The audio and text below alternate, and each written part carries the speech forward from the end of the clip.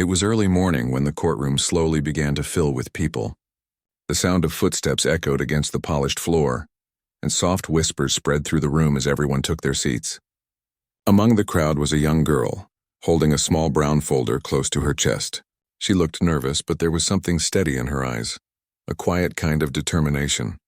Her name was Emily Carter, just 16 years old. She wasn't here as a witness nor as someone accused of anything. She was here for something far more personal, something that would decide her entire future. Emily's father had passed away a few months earlier after a long illness. Since then, she had been living with her grandmother, a kind woman who had cared for her since she was a baby. But after her father's death, the state had stepped in. They said her grandmother was too old to take care of her permanently. They wanted to send Emily to a foster home until she turned 18. For Emily, that idea felt unbearable. Her grandmother wasn't just a guardian. She was family, comfort, and home. And so, despite her fear and her young age, Emily had decided to do something few people would even dream of doing. She chose to speak for herself in court. When she first told her grandmother what she planned, the old woman shook her head in disbelief. "You don't have to do this, sweetheart," she said softly. "The lawyer can talk for us," but Emily had made up her mind. "Grandma," she said, "no one will understand how much you mean to me unless I tell them myself." So that morning, dressed in a simple blue dress and a pair of old shoes, Emily walked into the courthouse alone. She had spent nights reading about laws, court rules, and how hearings worked. She didn't understand everything. Some words still confused her. But she knew enough to speak from her heart and show that she understood what she was asking for. When her case was called, she stood up, her knees shaking slightly. The judge, Mr. Anderson, was an older man with gray hair and sharp eyes that had seen too many cases to be easily moved. He adjusted his glasses and looked at her file before raising an eyebrow. "Miss Carter," he said in a calm but firm voice, "I see you've chosen to represent yourself today. Is that correct?" Emily nodded. "Yes, Your Honor." A small wave of surprise moved through the courtroom. A few people whispered and someone even let out a soft chuckle. It wasn't common, a 16-year-old girl standing in front of a judge all on her own. Judge Anderson leaned back in his chair. "You do understand," he said slowly, "that this is not a school presentation or a debate club. This is a court of law. There are rules and procedures you must follow." Emily swallowed hard. "Yes, sir. I've read about them." He sighed quietly, clearly doubtful. "Very well. You may begin." For a moment she didn't move. She looked around at the courtroom, the lawyers in their suits, the people sitting in the benches behind her, and her grandmother sitting quietly near the back, her hands folded tightly in her lap. Emily took a deep breath, opened her folder, and began to speak. "My name is Emily Carter," she started, her voice trembling slightly. "I'm 16 years old, and I'm here because I want to stay with my grandmother." Her voice was soft but clear. Every word came from somewhere deep inside, not from notes or rehearsed lines, but from her heart. She explained how her grandmother had taken care of her since she was a little girl, how she made breakfast every morning, helped her with school, and never missed a single parent-teacher meeting, even when she had to walk there. She told the court about the nights she would sit by her grandmother's bed, reading aloud when the older woman couldn't sleep. About how they'd planted flowers together in the backyard every spring, how they'd spent every Sunday cooking the same soup recipe her father loved. But before she could go any further, the judge lifted his hand.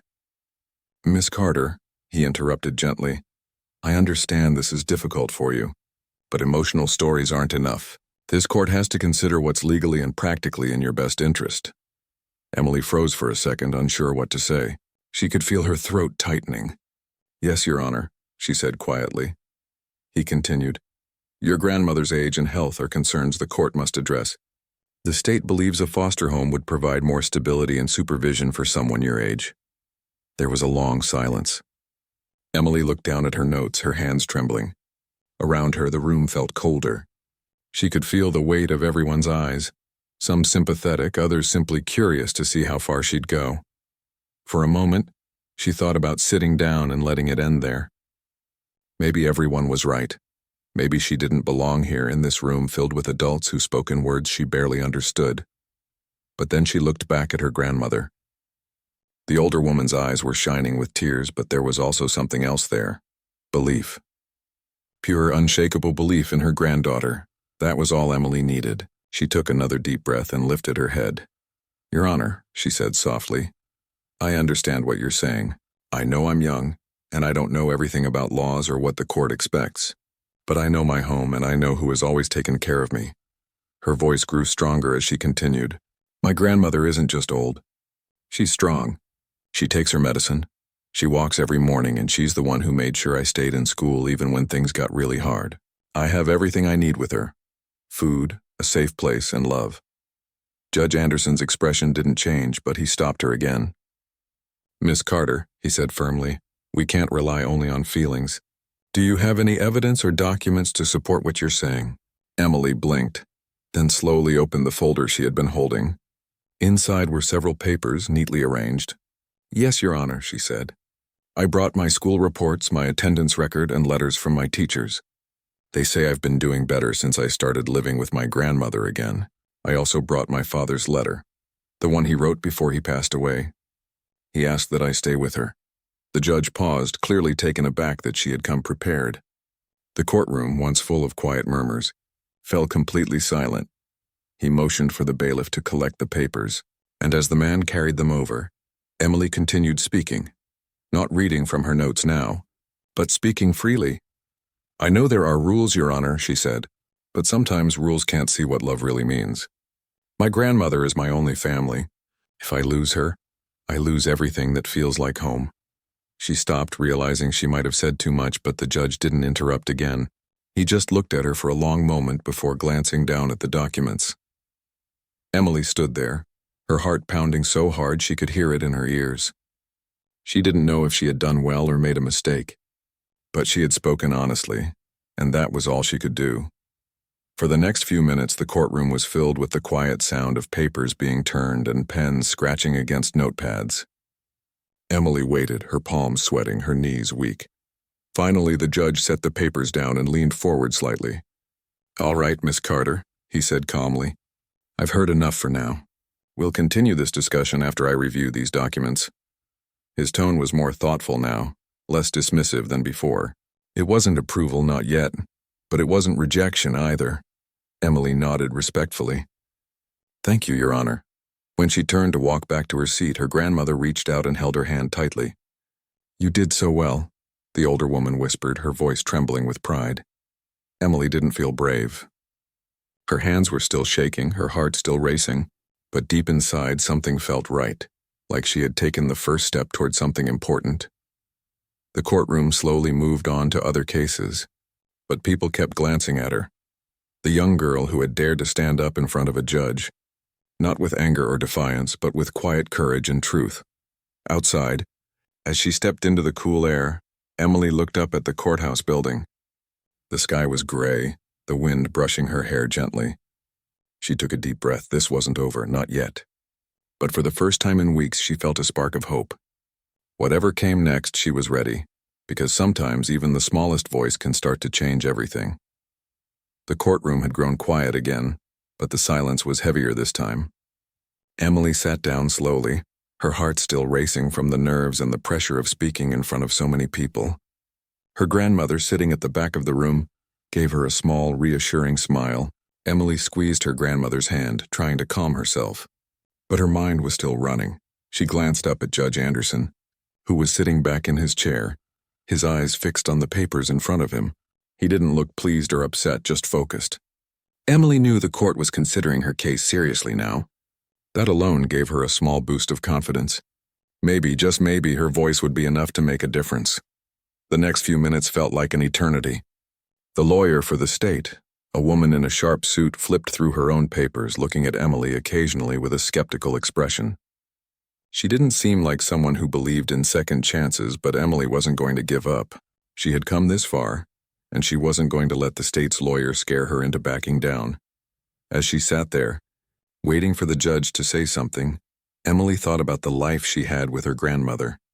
It wasn't perfect, but it was theirs. She thought about the quiet nights spent reading together, the laughter when they baked cookies in the kitchen, the feeling of safety she had when she was with her. No foster home could give her that.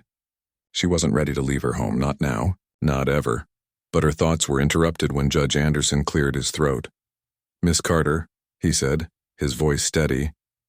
But there was something different about the way he said her name this time. "I've reviewed your documents and I have some concerns." Emily's stomach dropped. Her heart pounded again, faster this time. Had she made a mistake? Was there something in the paper she hadn't noticed? The judge continued, his gaze never leaving her.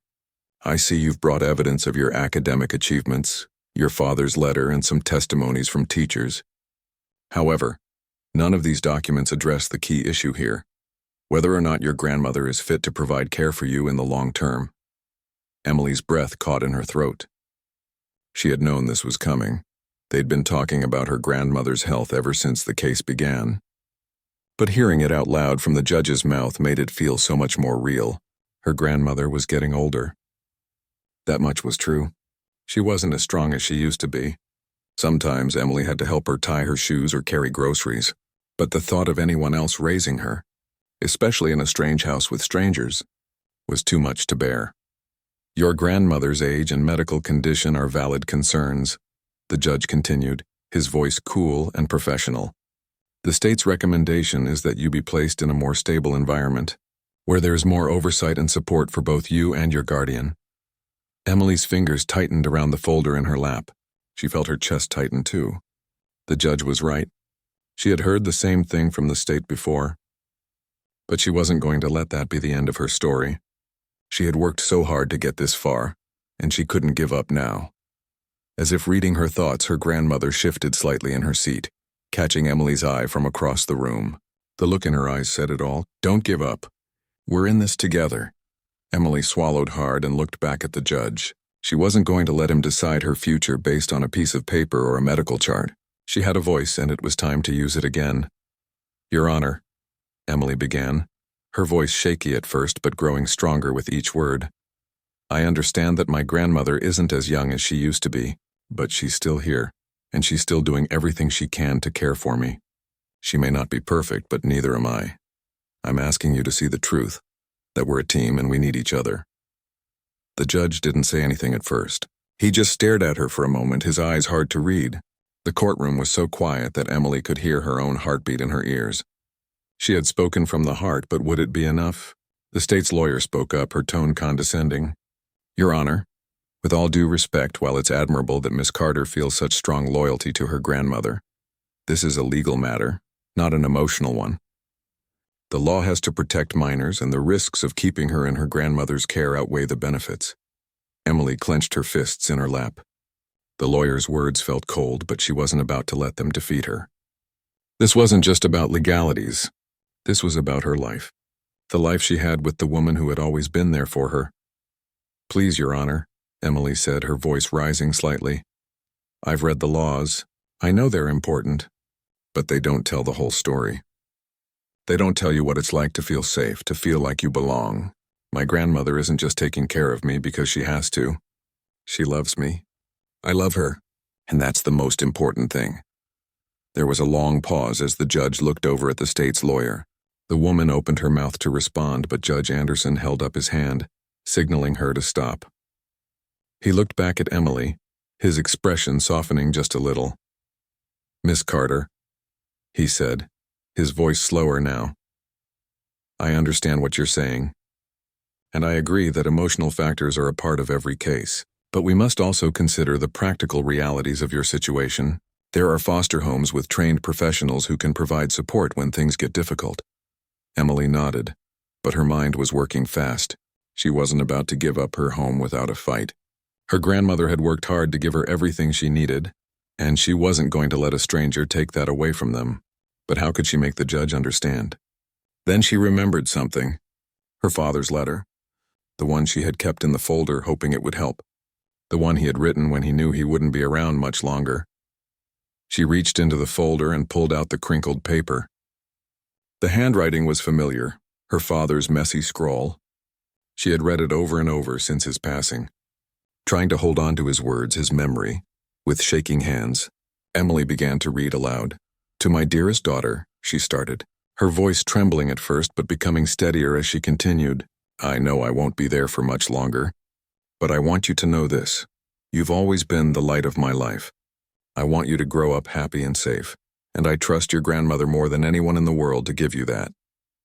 She's the best person I know, and I know she will always take care of you no matter what. Please don't ever forget that." Emily paused, her throat tight. She looked up at the judge, hoping her father's words would reach him. "That's what he wrote," she said quietly. "He trusted my grandmother, and I trust her too." The judge didn't speak immediately. He just sat there looking down at the paper in his hands. Emily could see the wheels turning in his mind, weighing everything she had said against the state's concerns. It wasn't an easy decision. It wasn't meant to be, but Emily had said everything she could. She had spoken with her heart, and she hoped that it would be enough. Finally, after what felt like an eternity, Judge Anderson set the letter down gently. He looked back at Emily, his face soft but serious. "Miss Carter," he said slowly, "I'm not making any decisions today, but I will consider everything you've said. This court will take some time to review the facts, and we'll reconvene soon to decide what's best for you." Emily nodded, relieved to have said what she needed to say. She felt a flicker of hope rise in her chest, and this time, it was stronger than before. She didn't know what the future held, but for the first time she felt like her voice had been heard. And maybe, just maybe, it would be enough.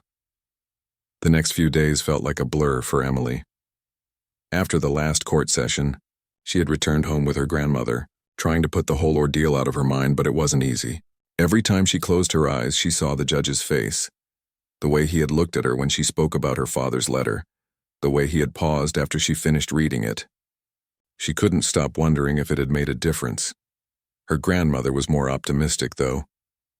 "You did your best, sweetheart," she would say, gently patting Emily's hand. "Whatever happens, we know you gave it everything you had." Emily didn't feel quite as sure. The reality was that she didn't know if she'd done enough. She'd fought for her home, for the one person who had always been there for her, but the court was still considering what to do. There was nothing more she could do now except wait. It felt like time had stretched out. Every day she checked the mailbox anxiously, hoping to see a letter from the court, but nothing came. She'd talked to her grandmother about it, but both of them knew that this wasn't something they could control. Then, about a week later, there was a knock on their door. Emily's heart skipped a beat. She knew what it was before she even opened the door. It was the letter, the decision. She opened it slowly, her hands trembling. Her grandmother stood behind her, resting a hand on her shoulder, but Emily didn't look up. She couldn't. The words on the page blurred as she tried to focus, and she took a deep breath before she began reading aloud. After careful consideration, the court has decided to grant a temporary placement with the child's grandmother, pending further evaluation. The court recognizes the emotional bond between the minor and her grandmother, and acknowledges the grandmother's commitment to care for the child. The court will revisit the case in 6 months to review the situation and determine whether the placement can be made permanent. Emily finished reading, her voice barely above a whisper. Her grandmother let out a breath, and Emily could feel her hand shake on her shoulder. But the words didn't fully sink in at first. Temporary placement. That meant they could still be together, for now. It wasn't permanent, not yet, but it was the chance they needed. Her grandmother's voice broke through her thoughts. "It's a start, dear. It's a start." The next few days were filled with a mix of relief and worry. They were still under the watch of the state, and the court would check in with them again in 6 months. Emily couldn't shake the feeling that they were being given a chance, but that it could be taken away at any moment. Her grandmother did her best to keep things normal. They went to the market, planted the garden in the backyard, and baked the same cookies they always made. But Emily could see that her grandmother was tired. She was pushing herself, trying so hard to show the court that she was capable of caring for Emily. But there were signs that her health was starting to slip. She was getting more tired after small chores, her hands shaking as she chopped vegetables, and sometimes she had to sit down to rest for a while. Emily tried to help where she could, but there were moments when it felt like everything was slipping away. She had to remind herself constantly that the decision wasn't final. They had time to prove they could make it work. But the pressure was weighing on her, and she could see it in her grandmother's eyes too. They both knew the court would be back to reassess them soon. And what if they weren't enough? What if they couldn't prove it? What if they lost each other? One afternoon, about a month later, Emily came home from school to find her grandmother sitting at the kitchen table looking pale and tired. The table was covered with papers, the forms, the letters, the records from the social workers who had visited their home. Her grandmother hadn't said anything yet, but Emily could feel the tension in the air. "What's wrong, Grandma?" Emily asked, her voice full of concern. Her grandmother looked up, her eyes weary. "It's nothing, dear," she said, though Emily could tell it was more than just nothing. "I just don't feel well today." "It's probably just the heat," Emily frowned. It was a warm day, but it wasn't that bad. She helped her grandmother to her feet and guided her over to the couch. "Maybe we should call the doctor," Emily suggested. Her grandmother shook her head. No need for that. I'm just a little tired, that's all." Emily wasn't convinced, but she didn't press it. Instead, she stayed close, quietly sitting by her grandmother's side, keeping her company. The thought that her grandmother might be getting worse, that she might not be able to keep up with everything, made her stomach twist in knots. That night, Emily lay awake in bed staring at the ceiling, thinking about everything. The decision from the court had been a small victory, but it was only temporary. Every day they had together was precious, but every day also brought them closer to the next round of court hearings. What would happen when the court returned? Would it be enough? Would her grandmother be well enough to keep caring for her?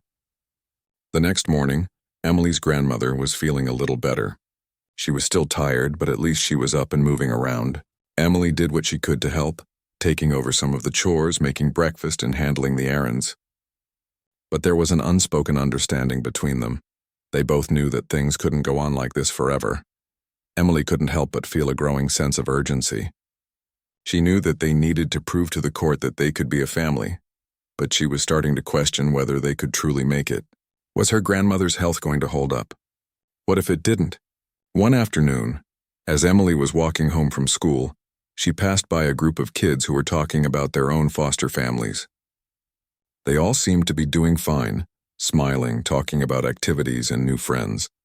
Emily thought back to the time before her father got sick. Back then things had been easier, but now everything felt so uncertain. She wondered what it would be like in a foster home. What if it was better than this? What if it wasn't? Would she ever feel like she belonged anywhere else? The questions swirled in her mind, but none of them had easy answers. All she wanted was to be with the person who had always loved her and cared for her. When she got home, her grandmother was sitting outside on the porch watching the sunset. She smiled at Emily when she came up the stairs. "Hello, dear," she said, her voice light. "How was school today?" "Fine," Emily said, but her voice felt distant. She didn't want to burden her grandmother with all the thoughts in her head, but the weight of it all was heavy. Her grandmother patted the seat next to her. "Come sit with me for a while. Let's not think about anything else." Emily sat down beside her, and they watched the sky turn a deep orange as the sun sank lower. They didn't say much for a while, but Emily felt a sense of peace settle over her. The world might be uncertain, but this moment, with her grandmother by her side, was enough. And maybe that's all they needed to prove, that no matter what happened, they were together. And sometimes that was all that mattered.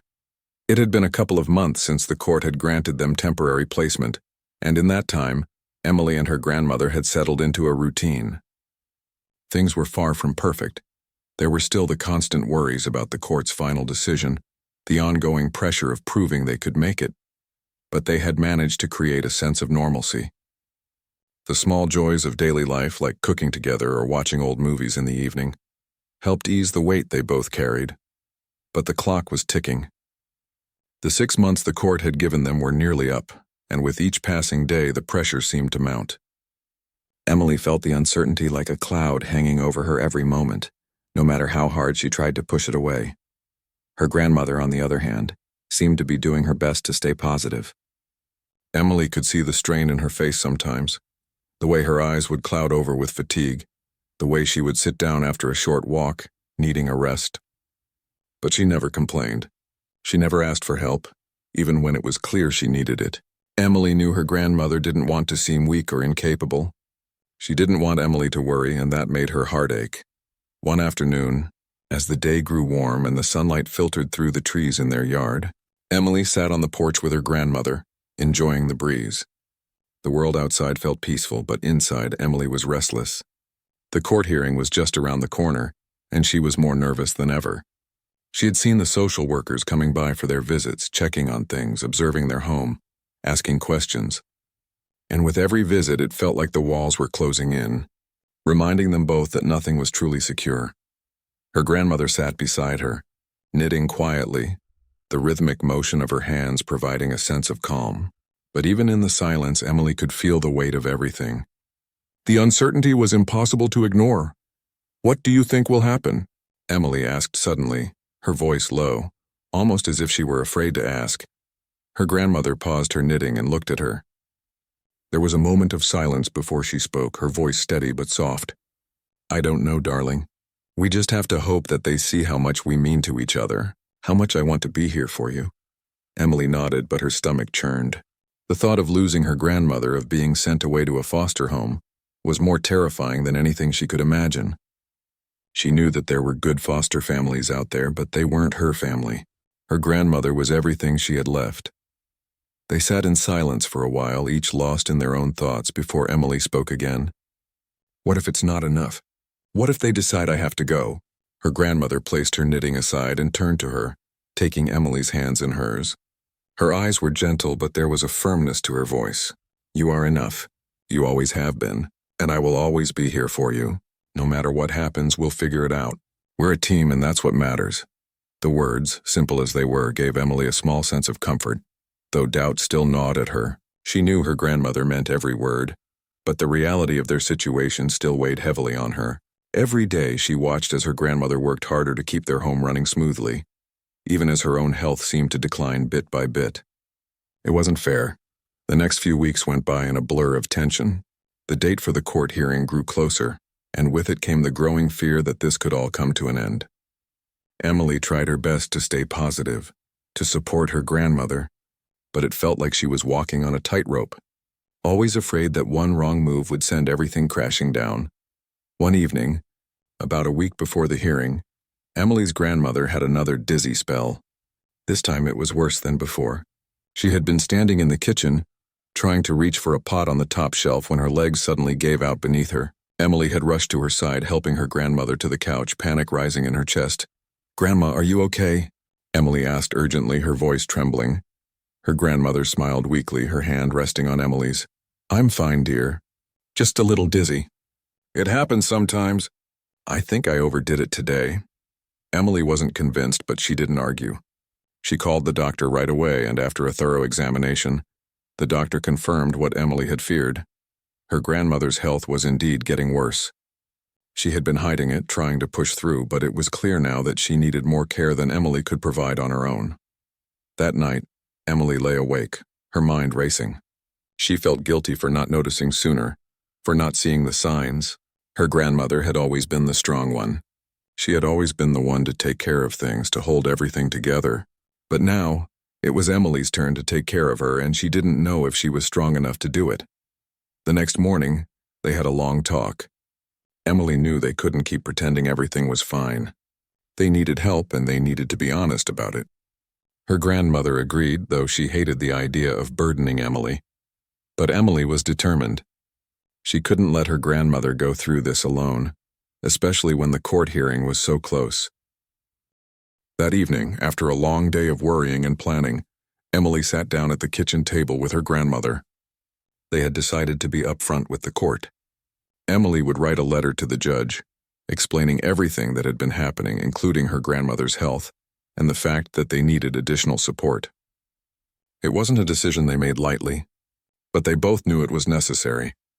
With a deep breath, Emily began writing, her pen moving steadily across the page. "Dear Judge Anderson, I am writing to you because I want to be as honest as possible about my situation. I know that when you first made your decision to allow me to stay with my grandmother, it was based on the idea that we could make it work. And I still believe we can. But lately I've seen how hard it's been for my grandmother to keep up with everything. She's always been there for me.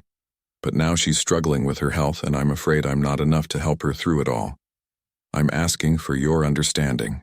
I want to stay with my grandmother, and I believe she can still care for me with the right help. We just need a little more support. I hope you can see that we belong together, and that you can give us the chance to keep going." Emily signed the letter and handed it to her grandmother. "Do you think it will help?" she asked, her voice quiet. Her grandmother read over the letter carefully. When she finished, she looked up at Emily, her eyes filled with love. "I think it's the right thing to do, and no matter what happens, we'll face it together." With the letter ready, Emily felt a sense of relief, even if only a little. She didn't know what the judge would decide, but she had told the truth. She had been honest about their struggles, and she hoped it would make a difference. The day of the hearing finally arrived, and once again, Emily found herself sitting in the courtroom, feeling the weight of the moment. The judge entered and everything went silent. Emily's heart pounded as she waited for him to speak. She held her grandmother's hand tightly, trying to find comfort in the familiar touch. "Miss Carter," Judge Anderson said, his voice calm but serious, "I've received your letter and I've reviewed the new information. I understand the situation more clearly now, and I want to assure you that I will take this into consideration." Emily breathed a little easier, but the uncertainty still hung in the air. The next few moments felt like an eternity. Judge Anderson continued, "The court will allow your grandmother to receive the support she needs to care for you. We will adjust the placement to ensure your well-being. However, we will continue to monitor the situation closely." It wasn't a perfect outcome, but it was the best Emily could have hoped for. Her grandmother would receive the help she needed and Emily would stay by her side. They had made it through the hardest part, but the road ahead wasn't over.